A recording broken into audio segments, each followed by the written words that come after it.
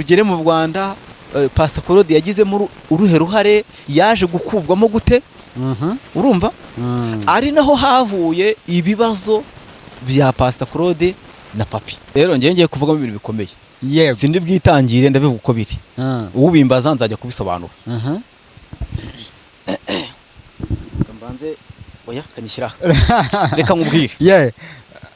Nawe ngiye kuvugamo ibintu bikomeye. Kandi kuvuga ibintu uko mbyumva, uko mbitekereza. Buriya ni ivangura. Rira ni ivangura. Reka nkurugire bwa hafi.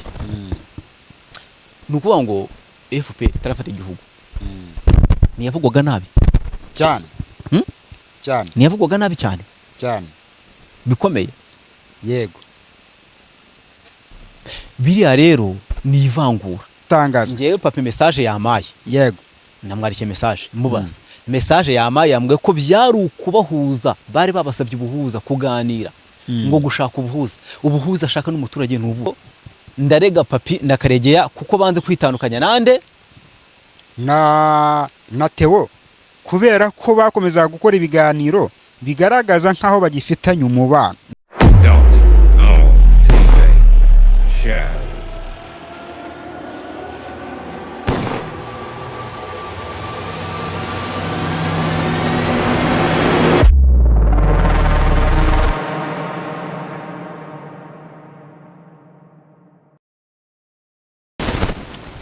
Yes, nanone reka twongere tubasuhuze mwe mudahwema kudukurikira mu makuru n'ibiganiro bitambuka kuri .all TV show. Reka dusuhuze abantu mwese mudukunda muherereye mu gihugu cy'u Rwanda. Abari mu Rwanda mwese impande zose turabasuhuje. Yego. Reka dusuhuze rero abantu baherereye hanze y'u Rwanda. Ariko buri hanze y'u Rwanda abantu bari hanze y'u Rwanda nabo icyuba bose ngo nibo bahereza agaciro. Wowe bifata gute koro? Ubu yose wavuga ngo wowe waha agaciro umushyitsi ukakima umusango, cyangwa nese waha agaciro umwana utaravuka ukakambura uwavutse. ngo ujya kurisha ihera hehe urugo, wagahereza iwanyu mbere nawe ukabanza gukunda biwanyu, ukabanza gukunda iby'iwanyu. Niyo mpamvu haba herega Visit Rwanda, niyo mpamvu habaho iby'iwacu, sibyo? Ntabwo nishaka ko mu mahanga nta buseke bubayo. Mbere na mbere gukunda indobo zo hanze zikorerwa hanze, bakongera gukunda ubuseke bw'iwanyu. Ahubwo wamanje kumva umunyarwanda mwene wanyu uri mu gihugu, ako suri mu gihugu gusa. Uburiza bavuga umuntu wo hanze babaje kuvuga umuntu uri hanze no mu diaspora, umuntu uri hanze y'igihugu. None se ubwo umugande original wakurikiye ibiganiro byawe ngo nuwahe no mu kindi gihugu, ngo mu kindi gihugu abanyarwanda bari hanze. Ahubwo bakavuze ngo dusuhuje abanyarwanda muri rusange. Urumva abari mu gihugu n'abari hanze y'igihugu turi kujya, ariko n'abanyamahanga badukurikira. Ariko hari nyine agakoroze kavuga ngo kubera ko abantu bari hanze y'u Rwanda, kubera ko mu Rwanda nta AdSense ibamo, bizo mu Rwanda zitishyura, aravuga bati mu Rwanda tubakuriye ingofero, nako abari hanze y'u Rwanda tubakuriye ingofero kuko ni mwebwe dukuraho ikidutu. Yego, bakabisobanuye neza aho ngaho kumvikana. Dusuhuje abanyarwanda, urumva, n'abari hanze y'igihugu badukurikira, baduha ubushobozi bwo kubaho. Siko biteye? Siko biri? Ariko nagira ngo umenyeshe ngure kano kantu. Buriya se ureba umuntu no ngo umuntu asohoye indirimbo mu gihugu n'ikunda, biragoye ko hanze yaba hiti. Ariko koro tutarafata igihe kinini, ndagira ngo nongere mbira abantu mukomeze mukore subscribe, musharinga ibiganiro byacu kugira ngo dukomeze kwaguka. Ngira ngo nongere nkomoze ku muntu waduhaye comments dukinege we. Umuntu yandika muri comment, arandika ngo basharinga ibiganiro byanyu, barayikinge bakore na comment. Ibindi andi magambo yongere yose nyavuze ariko yari mabi. Ariko nanone buriya urumva nta n'ububi ndibonamo. Ikiza no kwereka ikiganiro. Ikiza no kwereka ikiganiro. Ariko niba iki kiganiro kibonye nacyo, najye muri comment yandike asaba imbabazi. Bo nuvuga ngo umuntu, abantu bagira ibitekerezo bitandukanye. Siko biteye, naga abantu ari bamwe. Niyo mpamvu ibyo tugiye kuvuga hano mu kanya mu kiganiro hazamo impande ebyiri zidahuza ibintu, haba harimo kudahuza ibintu, sibyo? ntabwo rero wabwira abantu bose ngo muhuze ibintu uko ubishaka no kubitekereza, ntabwo byakunda. Ariko mu buzima akunda abantu twakishimiye kugira comment mbi tukazishimira, n'inziza tukazishimira, kuko nimba hari igihe uba wabonye ibyo kurya, igihe wahashye inyama ntuvuga, yego, igihe wariye ntuvuga, ariko iyo uburaye ujya kubibwira umuturanyi ngo icyo kurya uravuga, uravuga. Iyo ugiye kuburara hakaba hari umuntu wagufasha uravuga, ariko igihe wabonye ibyo kurya ntabwo uvuga, ntabwo ushobora kuvuga. Okay, igihe ukenye ujya kwaka akazi, ariko igihe ukize nta muntu umenya ko ufite amafaranga, kuko ntabwo ujya kwaka akazi, waba uyafite waba utayafite nawe ubimenye, babona uriye, bakabona unyweye, bakabona uguze inkweto n'umwenda, sibyo? Aho rero byakabaye, kuko igihe wishimye kutavuga, igihe ubabaye ukavuga, nta kibazo, niko wabona ibintu nyine, niko abyumva.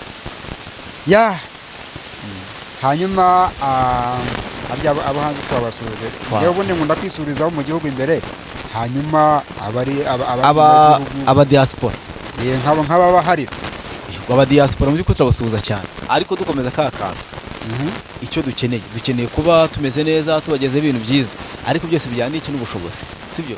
Kudukundisha n'abantu, gusharinga ibiganiro byacu kugira ngo abantu benshi babibone, ariko n'ubwo bushobozi nibubura. Yego, n'ubwo bushobozi bibaye byiza nabyo birafasha. Nawe wakanga akanyenyeri, burya niba hari ikintu buriho kugira ngo aho kujya muraguha inoti ya 5 ibumbiye hamwe ya 5 mu ntoki, so kubeshya, buriya guha 4,000 kujya akanyenyeri, ari akanyenyeri kararyoha. Uzi haje handitseho momo, you have received, uravuga ati kabisa ni sawa cyane. Ari uko n'abantu baba bari mu birori bajya kubona akantu arimo araserebura,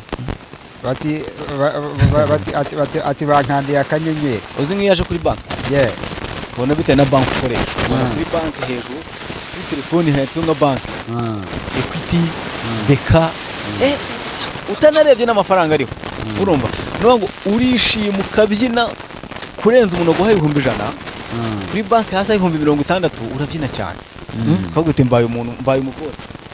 Ukunda akanyenyeri rero, bakanza akanyenyeri mu by'ukuri byaba ari sawa, kandi bajya badona ibitekerezo. Aba diaspora nibo dukorera cyane, sibyo? Ubu ntabwo nk'uko bisobanuye mu kanya, ntabwo nimba hano mu Rwanda ntabwo ibyo umusaruro ukuramo utandukanye n'uwo hanze, sibyo? Kandi umuntu wese akunda umurima asaruramo, umurima wera, umurima bavuga ngo uyu murima urera cyangwa ntabwo wera. Rero umurima wo hanze turawusarura cyane, sibyo? Turabasuhuje cyane, rero turabakunda, kandi nabo badufashe badukundi, urumva ari ibyo ngibyo ngira ngahari. Hanyuma mbere yuko dutangira, reka twihanganisha abantu batameze neza.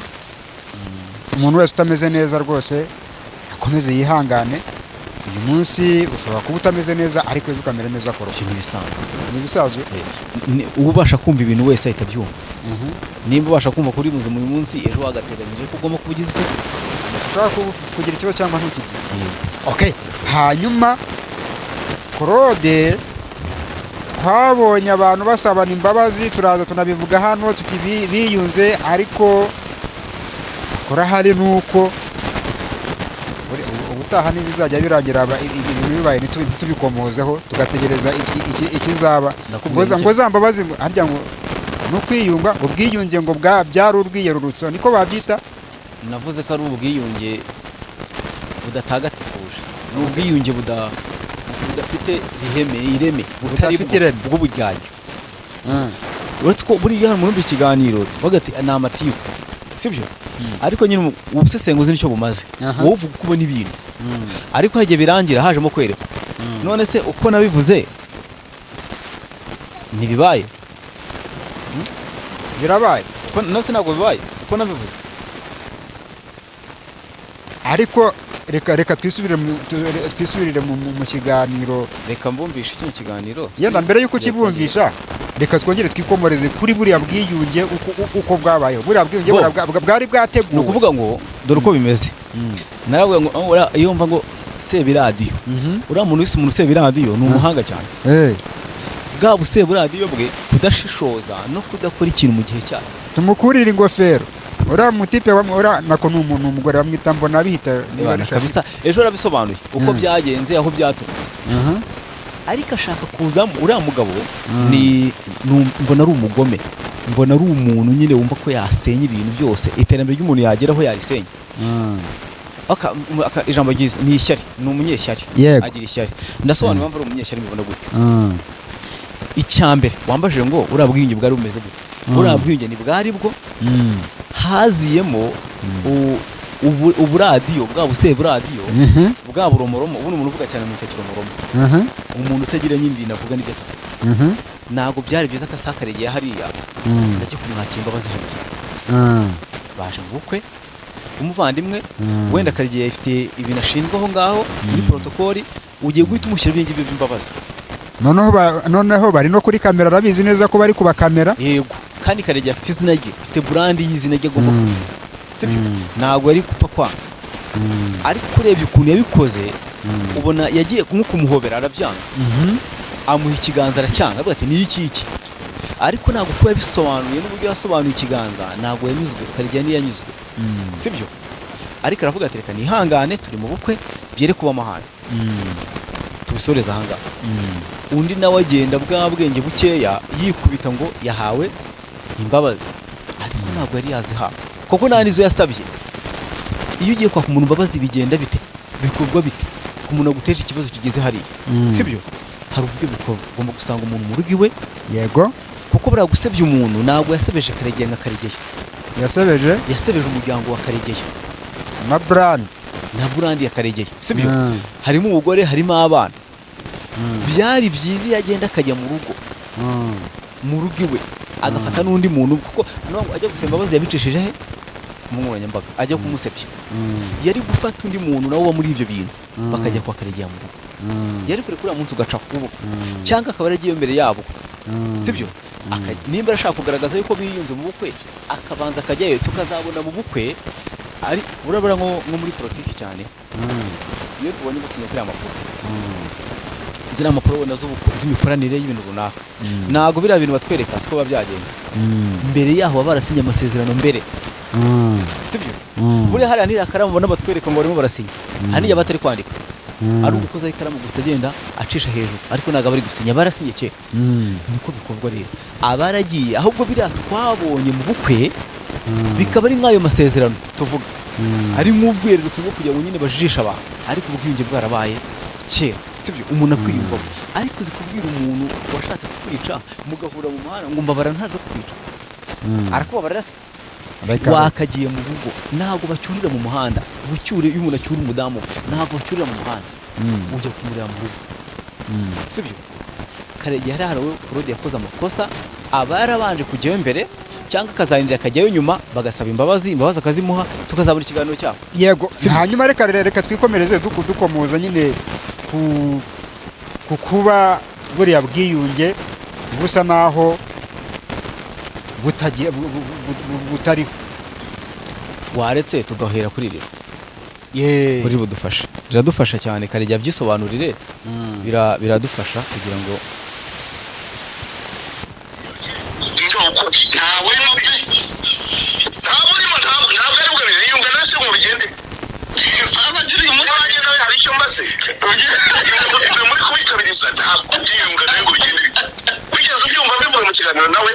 wanze kwiyunga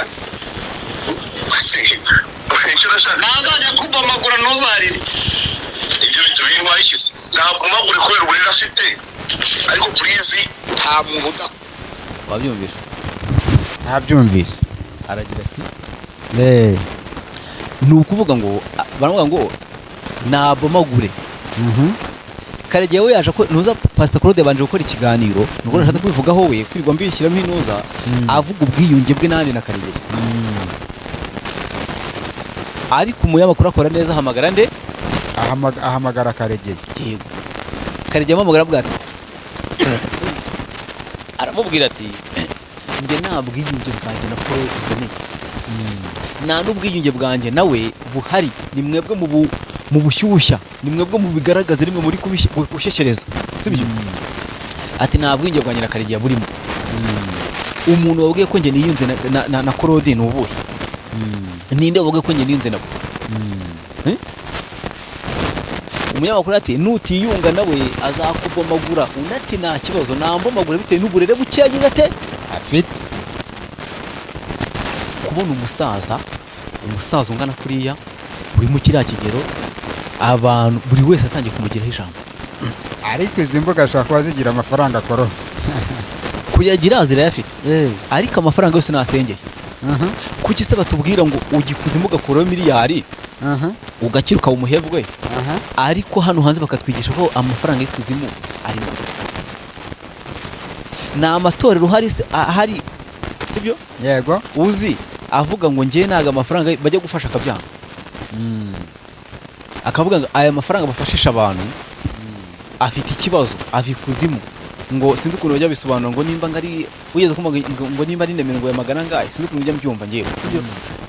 Yego 999 sibyo? Niba ngo abantu bafite imyizere itandukanye naga amafaranga yose asengeye, ariko urumva amafaranga y'umusaza niba ngo uriya musaza niyikomeretsa ku giti cye we nta kibazo. Ariko abana urumva umwana uri hano, umwana uri kumva bavuga se ngo kubera uburere bukeya afite, noneho bivugwa n'umugabo tuzi ko akomeye nka Karegeya, ari umugabo w'imfura, ari umugabo uvuga ibintu yatekereje ufite ubwenge. Urimo urabyumva? Urumva kuba ufite papa wawe ugeze ku rwego bahimba amazina ngo ni Sebiradi, bundi jambo Sebiradi urimo uraryumvaho? Ndaryumva. Sebiradi ni ikintu kidafatika, ni ikintu kiraho kidafite ubwenge, kivuga ibyo kibonye. Turi kujyana birumvikana cyane. Ibaza umudamu we ukurikije ibintu. Ariko konzi neza yuko uzi gutata kuki uze kudukorera nuza ngo twabyita ngo iki, uze kudushakira amakuru kubijyanye, kuko Emi nyawe muri buriya bukwe bwiwe ntekereza ko Pastor Claude nko mu byumweru nka bitatu bibanziriza Pastor Claude yari afitemo inuza ibyo yari gukoramo, yari afitemo ijambo. Ariko ku munsi ubundi Pastor Claude niwe wari kwambika ingofero yambitswe papi. Nyine ubunda umuntu nabivuga baraje babihindura intambara ya bifu runaka yavuze, ariko ndabizi nawe bidatinze muraza kubibona biraza guturika. Ibyo nababwiye ejo nawe bitekerezagaho ntibyabaye se sibyo? Ubundi wari kwambika ingofero sibyo? Yego. Ngewe ntabwo nakubwiraga ejo ko twavuganaga na papi. Ngiye papi twaravuganye ejo bundi n'ejo mu gitondo n'ubahari ambwira ko turi buze kuvugana, aribyo namubazaga. Ariko numva ku ruhande abantu bari mu bukwe bari benshi bavuga, umwe yaravugaga nk'umunyamakuru washaka gukora inkuru ariko gutara story kugira ngo ukure mu ijambo. Ariko ati numvishe ntabwo ngofero bwambare ni Pastor Claude buyambare. Urumva? Mpita nkumviraho. Ariko no mu ejo umuntu bita Piwonika nejo ako nejo bundi yangaha ibeshye. Piwonika baje Pastor Claude aramubaza ngo ese ko twari tuzi ko ari wowe uzambara ingofero byagenze bite? Pastor Claude ati n'ingofero nayambara ati kuko simfite umutwe mubi. Uzi cyatunguranye? Icyatunguranye ingofero yambitswe nde? Papi. Kuyambikwa rero uti byaje bite? Byagenze bite? Ari naho wabonye Claude yakoze ikiganiro avuga ku ruganda ruri Kampala. Turumvikana abantu yakoze ikiganiro cyazi kere, ariko abantu bavuga gutyo ariko ntibazi hano bituruka. Bazi uruganda nabikurikiranye ejo. Yego. Ngo bino bintu reka ndebe ko bimeze. Yego. Ntabwo nzi ko ruganda ruca kuri BTN. Ruganda bwazanywe na papi. Hari uruganda bwamamaza kawunga. Sinzi kuvuga ko nibwishyuye. Bamamaza kuri BTN. Yego. Ruganda bwazanywe na papi. Gufata amavideo afatwa na papi. Kampala. Ari naho hantu yasobanuye Pastor Claude avugaga ahantu yakuye izina Sebiradi. Ubundi Sebiradi ryavuye kugira ngo rize hano kuri imihanda ryavuye. Ni inkuru ndende pe kwisobanura ikindi kiganiro kwa. Okay. Tuzabikoraho nini nkuru. Ahubwo kugira ngo uruganda ruze mu Rwanda rugere mu Rwanda, Pastor Claude yagizemo uruhe ruhare, yaje gukuvwamo gute? Urumva? Ari naho havuye ibibazo bya Pastor Claude na papi. Okay. Ubwo tuzategura iki? Ahubwo tuzategura ikiganiro kivuga ku bukwe bwa Emi nyawe Yego. ari nabwo n'amakimbirane impamvu papi yagaragaye avuga ngo inkoni bamuhaye niyo gukubita Sebiradiyo Claude. ba diaspora mudukurikira namwe mwiyumvira ibintu byibera. Akora n'akantu nyubwo tuzabagezeho ikiganiro kwacyo mu kitege gikomeye gituritsa kizaza gituritsa urumva kizaza gikubita njyewe icyo nemeye muri iki kiganiro papa zatubwira muri kira kiganiro yego tuzahamagara papi live papa zatwibwira ngo duhamagare Pastor Claude live ariko bazahamagara papi tukongera tukamuhuza na Claude hagashya yaguhitana yaguhitana kabisa ikiganiro okay tuzagikora hanyuma dukomereze kuri iyi mihanda haba hari reka twikomereze urumva nuwa ngo rero uko ubwiyunge bwabo mu by'ukuri nta buhari byari ukubeshya nkuko ejo nabibabwiye ariko bose twabifata nk'ikinyomara ahubwo byari twabyita ngo iki kuko bira bintu ni Claude wabizanye Karegeya nta nubyo yarazi Karegeya ntabyo yarazi habe namba busa ni niyo mpamvu nye twabonye ibi ngibi byose sibyo nihagira umuntu witega ubwiyunge bwa Karegeya na Claude kereka nihaza kuba mu buhuza nihaba mu buhuza nabwo murabimenye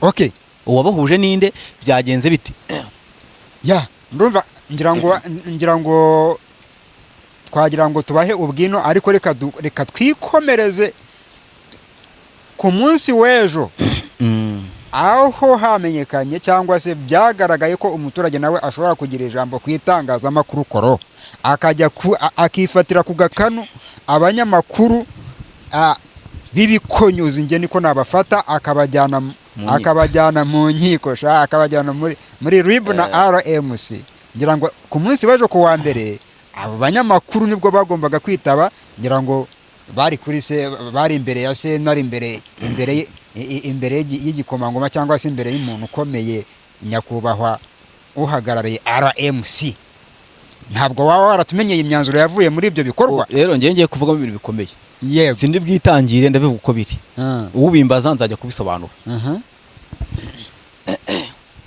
kambanze oya kanyishyira reka nkubwire nawe ngiye kuvugamo ibintu bikomeye ngiye kuvuga ibintu uko mbyumva uko mbitekereza igihe kirakwiye yuko umuntu umushumba aragira inka umuyedi agaponda sima umufundi yubaka inzu agafata umwiko n'inivo umuyedi agaponda sima umushumba akaragira inka sibyo igihe kirakwiye igihe ni iki kirageze ntago numva buryo ki harimo amakosa abiri y'abantu babiri harimo ikosa ry'umuntu wakira ikirego muri RMC hakaba ikosa ry'umuturage umuturage azi ubwego bw'ubundi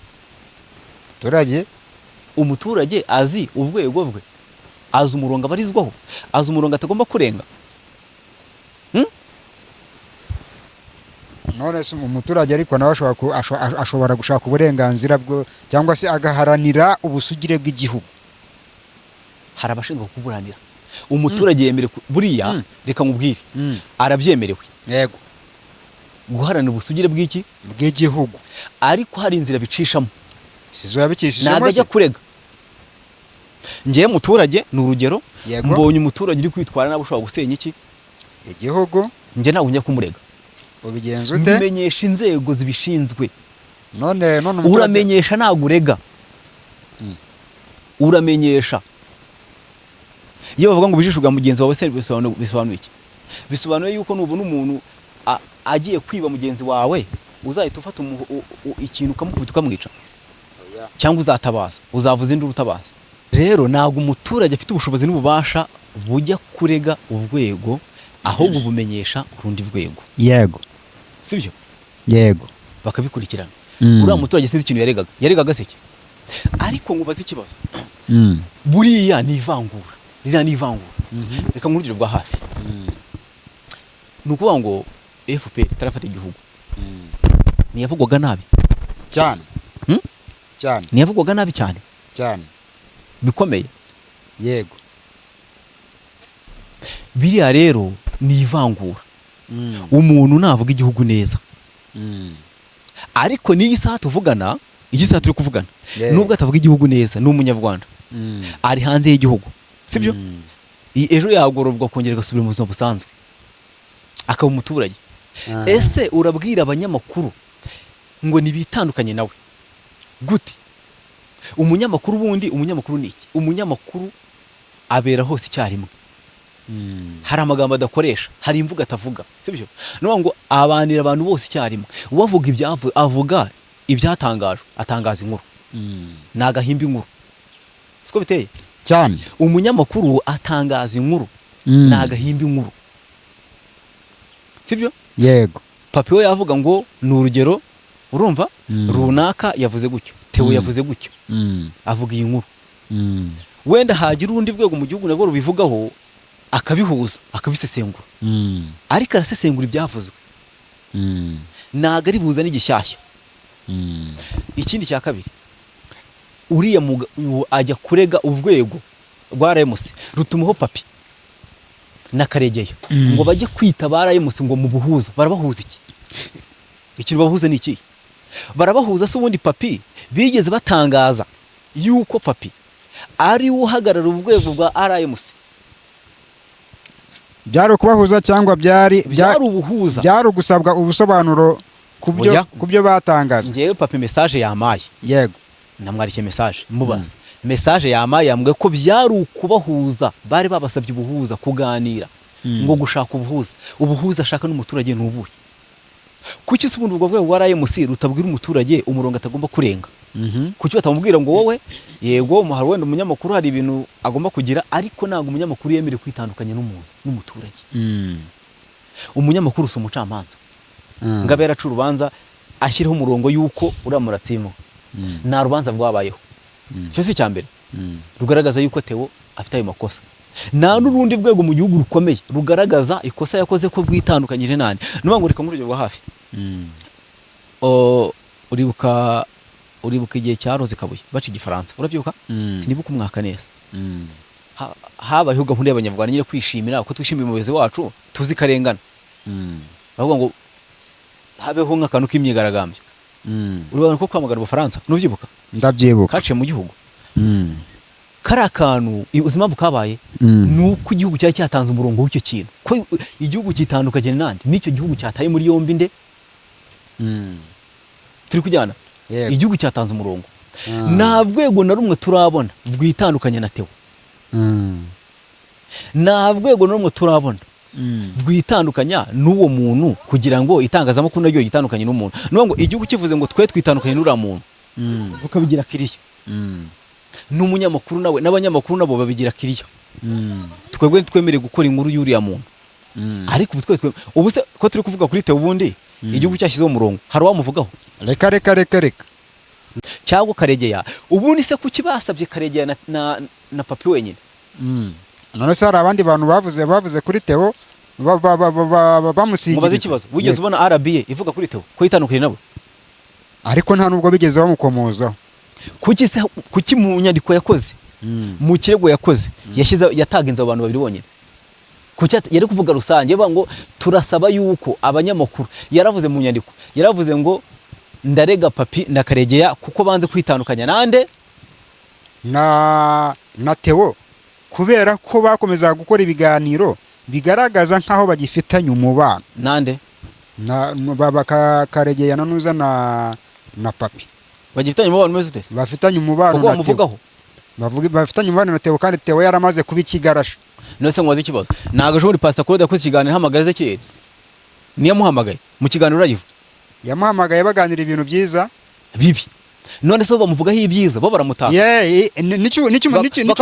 bakavuga karengana si byakoze nicyo bavuga ngo bakavuga karengana umva ikintu bakora bakora kinyamwuga nago bakora nka Claude turi kujyana twumvikanye Pastor Claude nuza Theo nta rwego bwamucira urubanza ngo rugaragaze ko ari umunyamakosa cyangwa bagutamitse oya nabanamitse nuba ngo umva uri kubavugira umva impamvu avugira ni abanyamakuru bakora kinyamwuga bafite ikarita ikigaragaza oya kuba ufite ikarita ntago aribyo bivuga kuko asa kubaza ikibazo baritandukanye na Theo urwego rwigeze rugaragaza ko uwo muntu afite amakosa ni uruhe hari urukiko yaciyemo baravuga ngo igihe cyose umuntu agikekwa ikibazo yatorotse ataratangira gukurikiranwa. nose ngo waze ikibazo rurinda toroka kubera amafaranga nawe yari ikigarasha kuki yatorotse none Theo none se bazera tokejwe n'iki hari urwego bwiza ngo rudekara ruvuga icyatumye atoroka se kuki harabika inzego ibyo nibyo ku giti cye kuki papi na Karegeya bamuvugaho kandi bakamuvugaho neza. ibi ngibi uri kumbaza uyu munsi ni nkuko twabonye Pastor Claude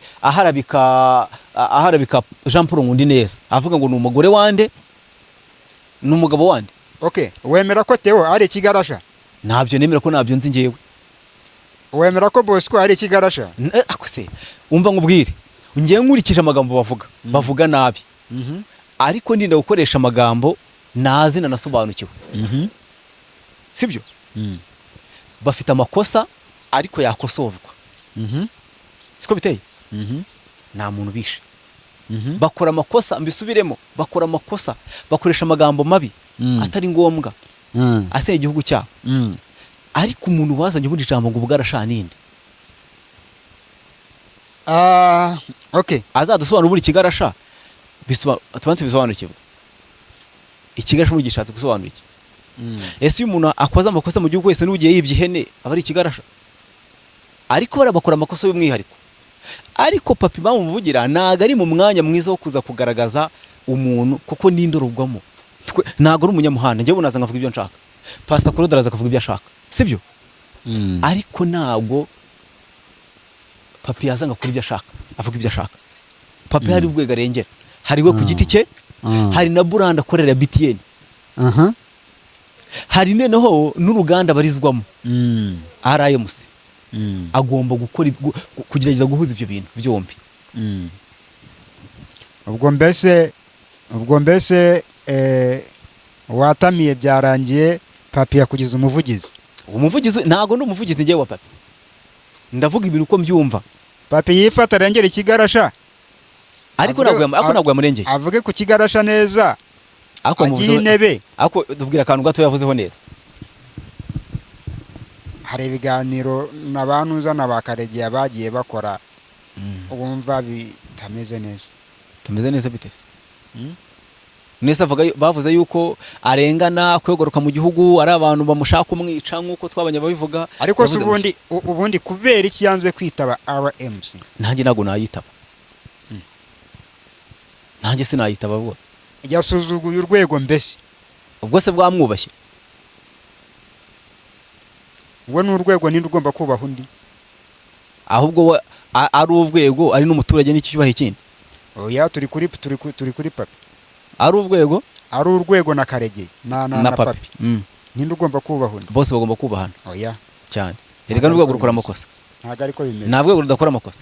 Ntago ariko bimeze. Nose ubwo nikora amakosa. Nose twemere. RMC ni mubwira ngo genda ukora inkuru iharabika umuntu bitabaye azagenda yikore kubera kari bo babivuze. Ibyo ngibyo reka tugire n'ukuvanga impamvu RMC yagiyeho niyi. Dore impamvu atayitabye bigusobanurire. Kandi nanjye nabyumva. RMC sibyo? Iyo yari kumutumaho ubwayo. Yari kumubwira ngo ntabwo ari kumubwira ngo ngwino tubahuze. Babahuza n'umuturage. Ntabwo byo bishoboka. Bagombaga kwitaba. Munye ariko ni harimo kwitaba. Umuturage harimo kubahuza n'umuturage. Barabahuza iki? Oya ninde kubahuza? Yego, harimo ubuhuza. Muri hamagara se? Yego. Harimo ubuhuza. Ukurikira hamagara urayifite? Ukurikiranire abaruwa neza. Harimo kumutumiza mu kirego cyatanzwe n'umuturage. Sibyo? Kivuga yuko yanze kwitandukanya we na Karegeya. Nukuvuga ngo ziri abaruwa nizo umuturage yanditse. Yego. Harimo nibaruwa rero ya RMC. Ihamagaza nde papi na Karegeya kwitaba. Kwisa ya saa 9 umunsi wa ibaruwa se ya RMC hamagaza Karegeya harubwo yiyizohoka. Hamagaza Karegeya. Mu ibaruwa umuturage rero mu bantu babiri. Sibyo? Karegeya nande na papi. Yego. Ariko umuntu wese yabonye ibaruwa ku giti cyiwe. Karegeya ntabwo tuyibona tuyumvaho. Wenda Karegeya yagiye nawe wamenye. Wenda we yaritabye. Ariko ni umuturage reza abantu babiri bahamagaje umwe se. Bahamagaje babiri. Urakoze rero. Mu ibaruwa rero ya papi ivuga yuko bari kwitaba ejo saa 9 mu buhuza bw'umuturage watanze ikirego avuga yatanze ikirego avuga yuko yanze kwitandukanya nande na Theo w'ukwezi kandi avuga nabi igihugu sibyo iyo badashyiramo akantu k'ubuhuza barabahuza n'umuturage gute ubu se umuturage ari mu mwanya gute wo kumenya uwo ugomba kwitandukanya n'umuntu gute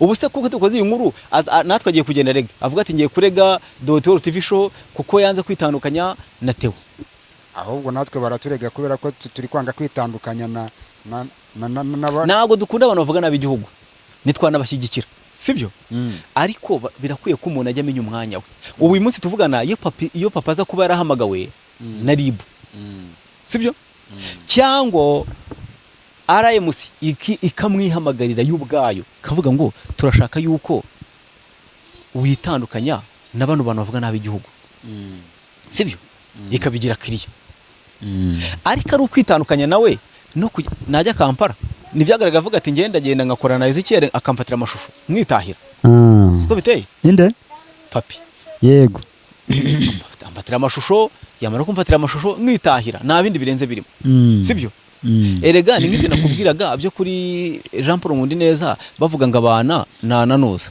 navuga itwara ingabire kuba yaba umugore we babana nta hantu bihuriye n'ibyo vitwa ingabire yakora kuba papi yagenda Bugande agahura na Ezekiel akamufatira amashusho kuko mubonye aho hafi ari umuntu baziranye bahuje ururimi bahuje igihugu bahuje umuco akamwe ati mfatira amashusho nta hantu bihuriye no kuyamushyira mu bitekerezo cye umuntu avukana n'umuntu umwe akaba umuyede undi akaba gitifu umurenge yego baravutse mu ndimo sibyo umuntu avukana n'umuntu umwana abyaye n'umubyeyi umwe banapima DNA bagasanga zirahura sibyo undi akaba meya undi akaba umukarani reka twanzure kuri iyi ngingo yo rwose yisoze tuyishoje gute nushaka kwisoze kabisa ariko reka tuyisoje kano kantu sibyo abantu batagira ngo ni scam hari umuntu yabitekereza uko sorry naga ari yewe ino tuyo kurikiza ariko n'ubone nayo sibyo yego tuyo kurikiza yego katubahere no wahunze igihugu abanyamakuru bose niko turahita ivuga hasi muri paragraphe ya kabiri akavuga ko abanyamakuru avuga amazina ni njyewe na Karegeya ukora ko tugiye dukora ibiganiro byamagana Mana yashyize Theogene wahunze igihugu wowe Karegeya nta wundi urimo ni muri babiri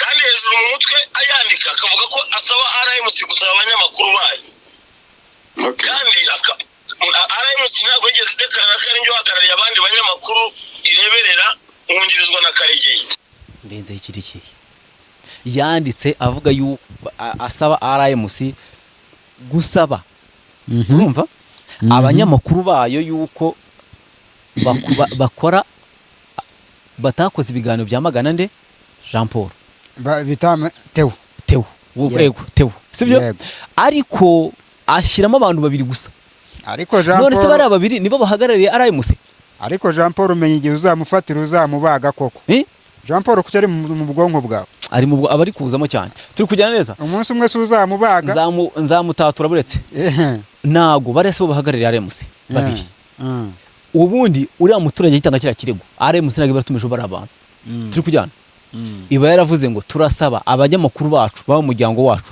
kwitandukanya n'abavuga nabi igihugu muri rusange narwo barashyizeho Theo gusa sibyo aba baravuze abanyamakuru ba RMC bose ko bitandukanya nande nabo bantu bavuga nabi igihugu yego barangije bahita bahamagaza abantu babiri bonyine nose umuturage ko yanditse avuga ko abanyamakuru bayo nubwo yashyizeho babiri ariko umuturage yagiye umukosora ajya avuga ibintu nabi wowe wamurusheje iki ni imvugo ebyiri mu nyandiko aravuze ngo ndasaba yuko mubwira abanyamakuru banyu musaba abanyamakuru banyu sibyo kwitandukanya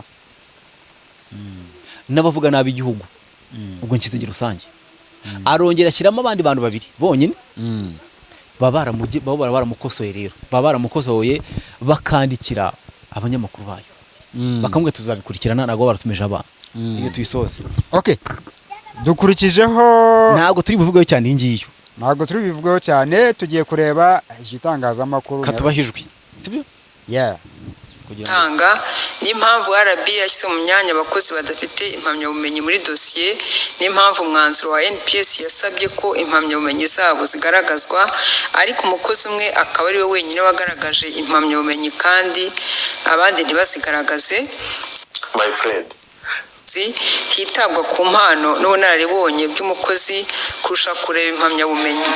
Ku badafite kibaransi yasobanuye ko byatewe n'uko batinze kuzishaka ariko bakaba baratangiye kuzisaba. Ku badafite impamvu batangiye kwiga abandi bateganya gusubukura amasomo. Ubuyobozi bwafashe ingamba zo gukemura iki kibazo abatujuje ibisabwa bagafatirwa imyanzuro kandi ko bateganya kuvugurura imbonerahamwe.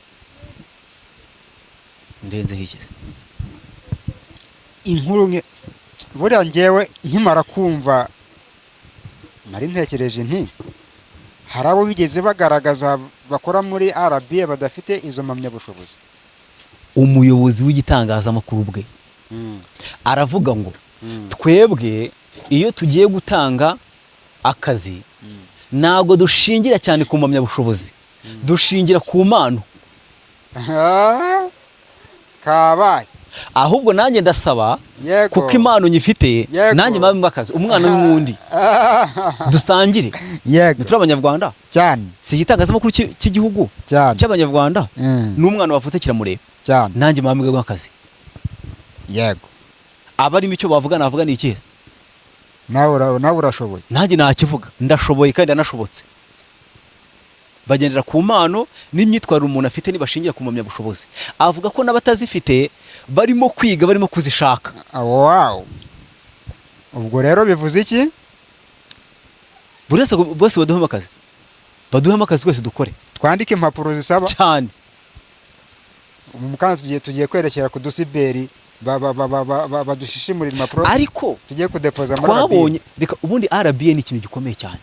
Na ahantu hagomba kuba umuco yego ubundi mu Rwanda bavuga umuco uburanga ariko reka nivugire kano kantu umuco yego kundi igihugu yego kuba umunyagihugu yego na munyamahanga ukora muri RBA yes munarwo byakabayeho hagomba gukora mu nyine abene igihugu cyane sibyo yego imyitwarire myiza kuba ushoboye unashobotse ariko unabishobojwe nakugashyiremo kuba ubishobojwe ufite impamyabumenyi ariko ufite n'imano y'ibyo bintu cyane. Ariko twabonye abanyamakuru bafungwa bagahamwa ibyaha bika nkaho nta byabaye bagahamamo nk'urugero twihuse ntabwo uyu munsi tuvugana Rugaju Rigana ntabwo aguye kuba kiri muri RBA kubera nta mpamyabushobozi afite yahamijwe icyaha ntabwo ndi kubyibuka harya yakoze iki ntabwo se yafunzwe